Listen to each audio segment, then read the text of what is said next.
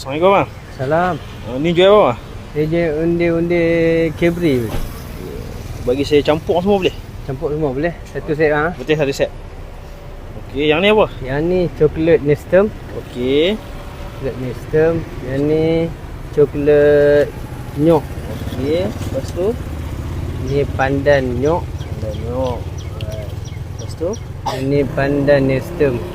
tu je dalam dia inti ni lah Inti coklat. semua sebiji Cadbury. Okey. Satu set kalau mix macam ni kita kira RM11. Siap ha.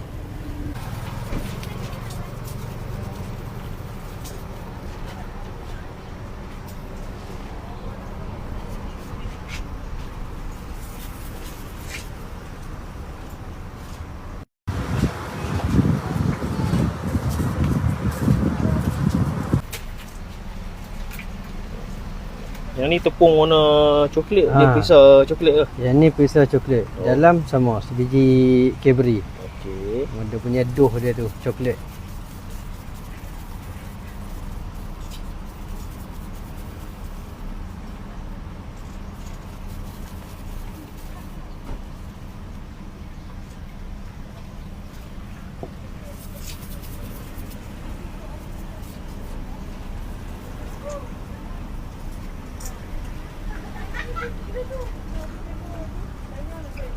Kuli jadi bulat, bubuh inti, buat balok apa tu? Lepas tu kita tunggu ayam mendidih. Okey. Kita tuai letak. Okey, ni celok lama abang. Dia celok sampai dia terapung sendiri. Tu tanda dia dah masak lah.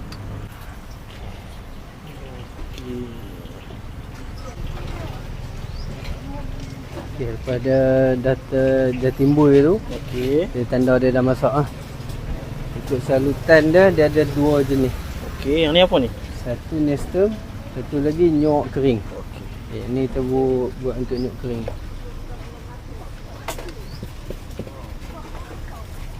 Sebati yang dia dulu.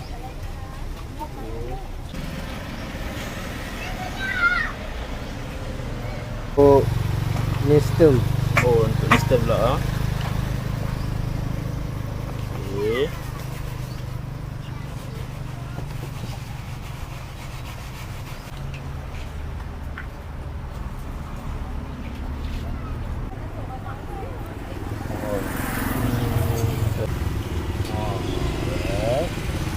Kami buka jam 2 petang sampai ke 7 petang.